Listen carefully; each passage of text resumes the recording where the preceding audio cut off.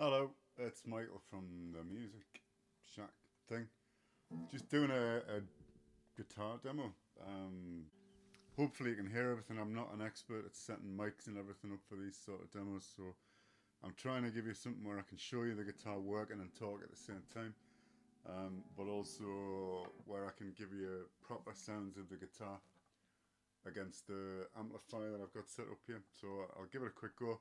If it works, great. If it doesn't, nothing lost there, apart from the bit of time on a Saturday night. I'm going to be watching telly. So, really nice Greco 1973 Les Paul copy. Can't remember the model number, but I'll dig it out and put it on the listing. It's a Sunburst model. It's really nice colouring, which you can see it's under bright spotlights here. Very nice sheen. I don't know whether it's a nitro cellulose finish, but it looks pretty high end. It's been on since 1973 and there's barely a mark. Two-piece, well, most of these are, but it's a bolt-on neck.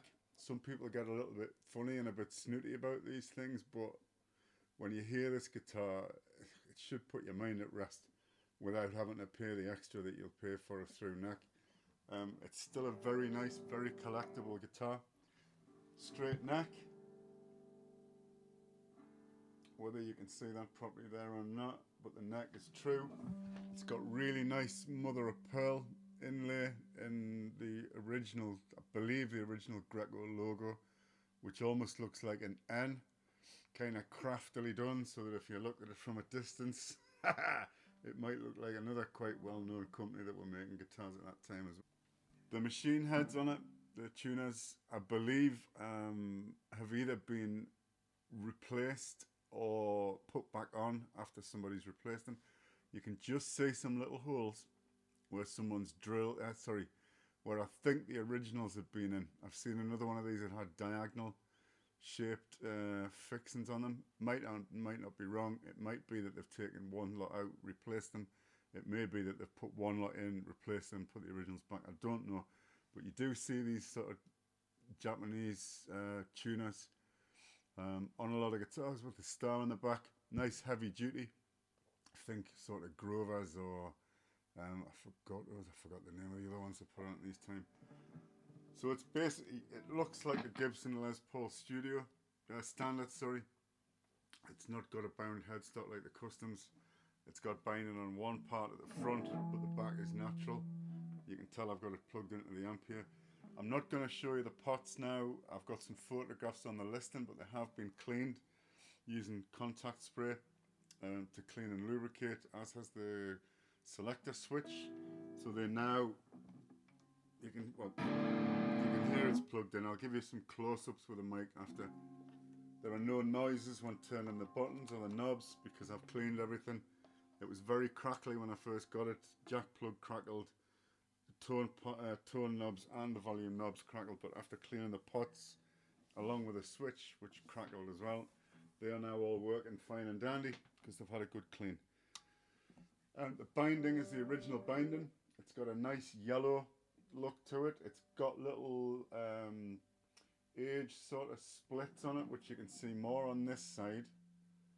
There is a little repair at the top where a piece of the binding snapped. It had come off before I took delivery of the guitar. This whole piece was off, but I've carefully glued those back on, and I've tried as best I can to blend that bit at the top. It needs a little bit more filing, and it needs to age in yellow, unless I can find something that kind of does that for it. It's standard Les Paul, 2 pickups, not a 3 pickup like you do get occasionally. Uncovered at the bottom, covered at the top. They are both Maxon pickups, so the originals that were in there. I've forgotten the serial number, but I've written it down on the listing. T, very important. Rock and roll cups. They're really nice, sort of sweet sounding pickups, with the neck pickup giving you a lovely warm tone, and the growl coming from the bridge pickup. Well, the dog's just come in for a wander. Hello, Ozzy. I'll play it properly and shut up in a minute. Just to tell you what I've done to clean it up. Recap, I've cleaned out the pots, cleaned the switch. I have removed all the metallic hardware and polished it using fine grain or very high grade fine grain wire wool. Elbow grease and wire wool and cloths to polish and finish up. I have polished the body of the guitar, but I'll be giving it a proper clean and polish with Jim Dunlop guitar cleaning stuff. The neck has been oiled 3 times with lemon oil. It was a little bit dry when I got it. There is a tiny bit of shrinkage, which in fact has got better since I oiled it. There was a tiny bit of shrinkage on the mother of pearl bits here, but it looks to me that since I've nourished the wood, it goes to show you how good this stuff is. After such a long time, it responds to treatment. With Dunlop lemon oil, proper lemon oil for guitars. It's got brand new strings on. They're just Ernie Ball. Them. I'm not advertising them, but there you go. Not everybody's taste, but I like them. They're nice and firm without bending or breaking, but you get a good sound from them, and they're decent value. So that's about it. Right, without finishing.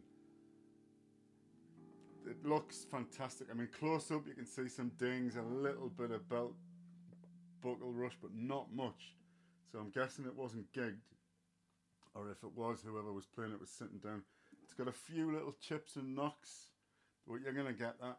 This guitar's 45 years old. It looks great. It feels lovely. It's nice and heavy. It's not chambered. Enough of me making noise, and let's let the thing you're interested in make the noise. So kids would laugh their heads off at me. Look, I've got an actual microphone plugged in here to talk into because I've only got one cable and I can't really figure out how to get clever with it. So this is a Shure SM58 mic next to the orange. I don't think you can see it. Yeah, you can. Orange Tiny Terror, so it's a nice valve amp. Mainly meant for rocking out, but you can get a clean sound on it. So I'll move a bit further away so you can actually see the guitar. It's a shot. I'm not a virtuoso, so this isn't a lesson. It's a demo to let you hear the guitar.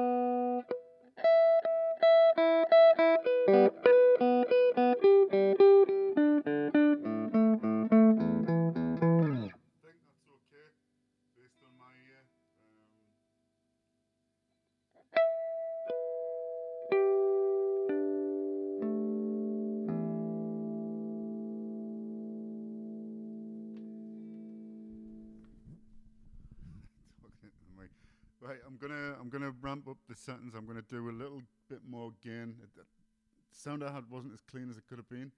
Like I mentioned, this is a rock amp. It's not like it's not clean acoustic or a folk amp. I'm gonna put it up to about midday for the gain, and then once I've done that, I'll put it up to about 3 o'clock, just to give you a sound of a bit more of a rock sound. I'm bearing in mind I'm running over time, and you're gonna get bored listening to me, but so volume down a bit.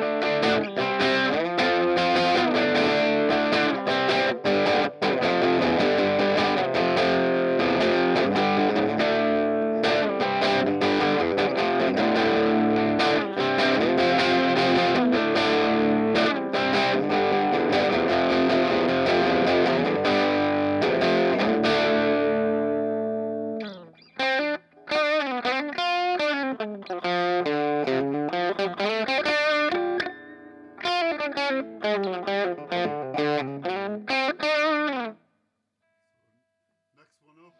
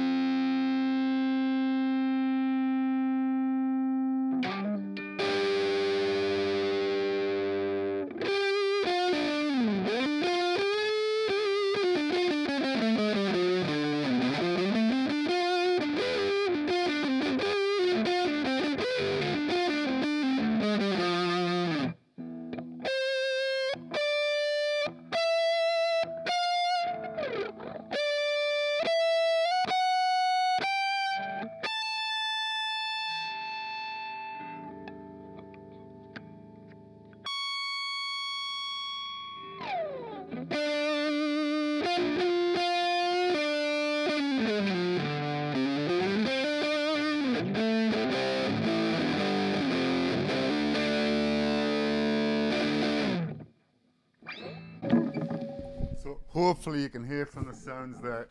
It's a real. I'm not just trying to sell this. I wish I wasn't selling. I've got quite a few other guitars. I've got a Gibson SG, an American-made one. All right, the Gibbo pickups are maybe slightly warmer. All right, the headstock looks great because it's got that name on it. But this is just a really well-made guitar. I mean, the forums that you read, Greco had Gibson on the run. A lot of the Japanese makers had Gibson on the run in the 70s and 80s. And anything built by them is meant to blow anything built by the big companies out of the water that's been made in the last 20 years, since apparently there's been a, maybe it's rumour, maybe it's not, there's been a slip in standards, but they just sound great. The pickups sound nice and sweet. When you hit the strings hard, it resonates. The pickups respond and react. They've got plenty of volume on them. I didn't mess enough with the buttons with the tone knobs. I maybe could have taken it down a little bit.